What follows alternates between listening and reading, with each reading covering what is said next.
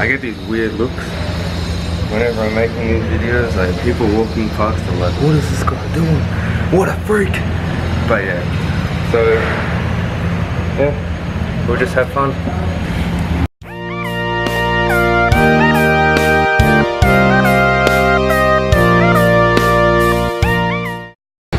Alright, good morning everyone. It is day 7. I'm holding a camera, so I have to use one hand. 7. Yeah, alright, you get it. Day 7. Not that much sun out today, but that's fine. Because today is a relaxing day, peaceful, you know, just chilling out in Marley, because we did 2 dives yesterday and I am wrecked. Sunburnt as well, it still hurts a lot. Sleeping last night was a pain, couldn't sleep on my back. But hopefully you can hear me because it is noisy. I say that in every video because it's true, it's noisy. But John and Azim have just left to go do something real quick, so I'm on my own. I'm gonna have a shower, just doing some washing. But yeah, today is a chill day. We might go for I think we are going for a snorkel straight after lunch. So I'll show you that. Snorkel in Marley, we haven't done that yet, so that's something brand new. And then we leave for Marlows on Saturday, I believe, and I think we're staying there for 5 days, maybe 4. But yeah, fun days all round. Stay tuned. Alright, it's snorkel time. We are just getting ready. Head out, go for a snorkel somewhere in Marley. Probably won't bring this because it's actually pretty wet out here. You can see down there, the road's pretty wet. The sky doesn't look great, but it's a snorkel. We're gonna get wet, we're gonna get drenched, we're gonna see cool things. I'll bring my little GoPro, I'll see you out there. Okay, so it's that time of the video where I give you information and you listen to what I have to say and learn a thing or two. Also, the setting's different, meaning I'm back home, and that also means that I didn't film the rest of these facts in the Maldives. I'm sorry, I just couldn't do it. We had a lot on, so I couldn't get these done, mainly because I was tired and I just couldn't be bothered. But anyway, I'll carry on with the video.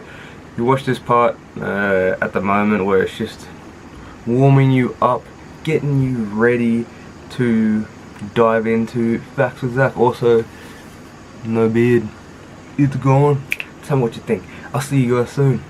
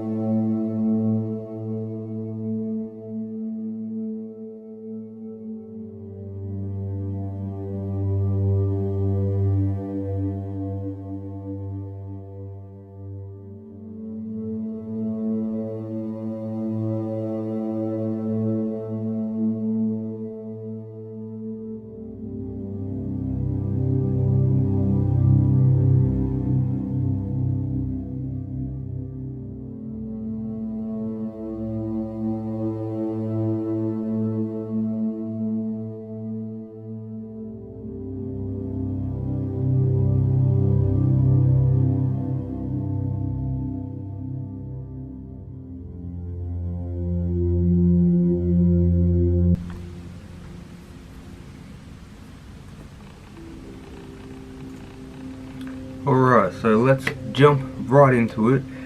We are seeing two fish species today. We've got the black spotted porcupine fish, which you will see now, and we've got the Trumpetfish. So your black spotted porcupine fish falls under the Diodontidae family and isn't to be mistaken with the pufferfish, which falls under the Tetradontidae. Now, it's kind of hard to tell the difference. Mainly one's longer than the other, so the porcupine will be a lot longer than the other. I believe it gets to about 3 meters in length.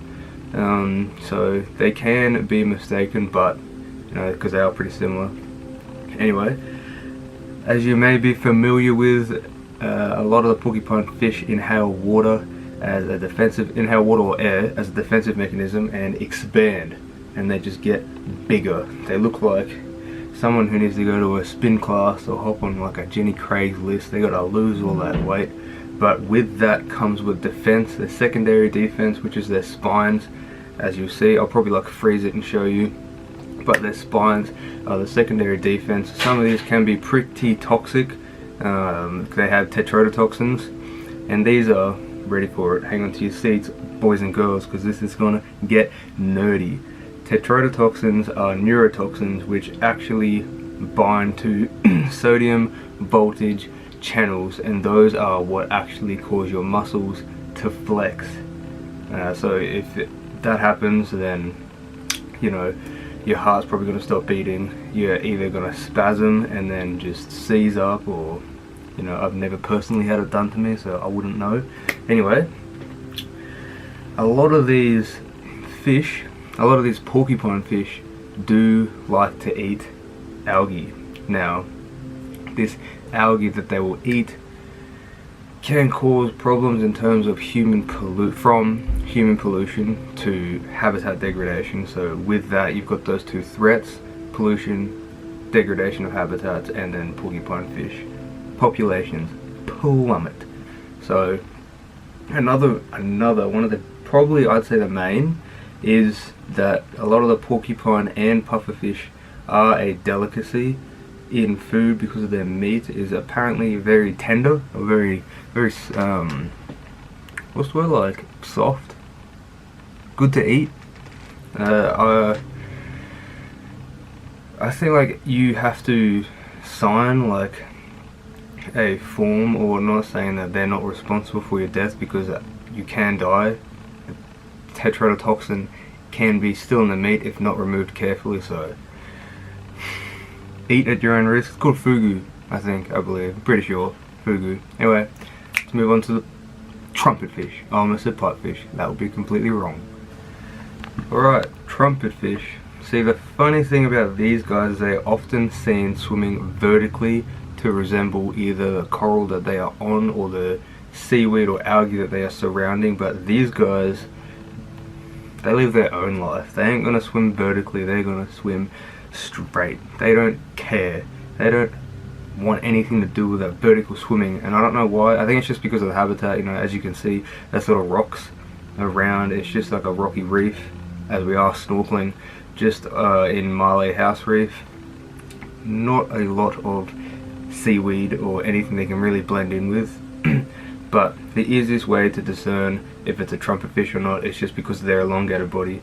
I'll pause it soon and I'll show you, but it's quite obvious. They're long, they got like a thin snout at the end for eating algae or crustacean or even like smaller fish. But one of their main defensive mechanisms is by using a couple of spines just on their back. You won't be able to see it, but I can just point it out.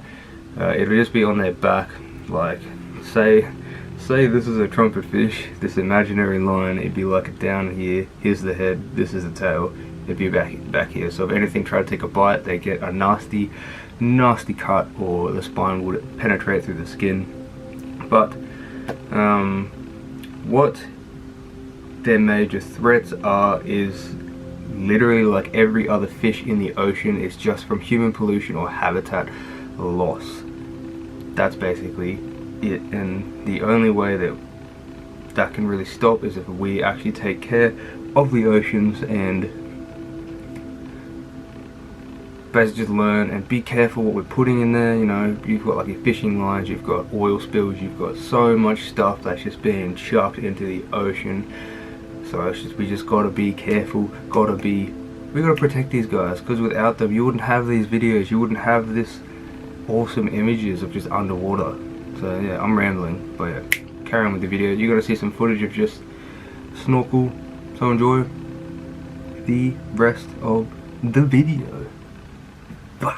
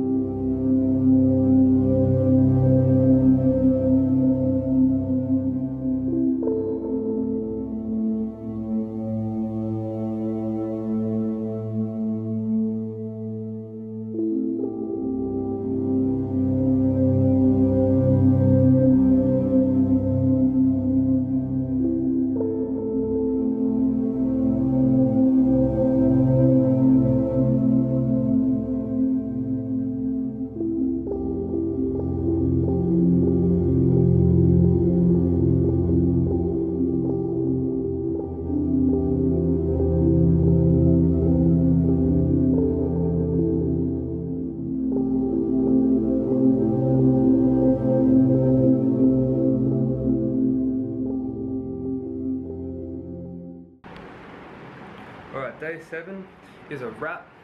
7, I don't know what I'm doing with my hands because I can't use the other one. 7, day 7's done. I currently finished editing one video out of 6. Ooh, it's too late for this. But we're just gonna head to bed because we just had a feed. And actually, what did we have? Was it just noodles? Yeah, well, it's like smoked tuna. Ah, smoked tuna, Maldivian style, super tasty. But I'm full, 2 servings, plus rice. Like for lunch I had like 3 servings of rice. And I'm still bloated from that meal, that was crazy. But yeah, I'm trying to stay well away from this fan. You can't see it. But right there.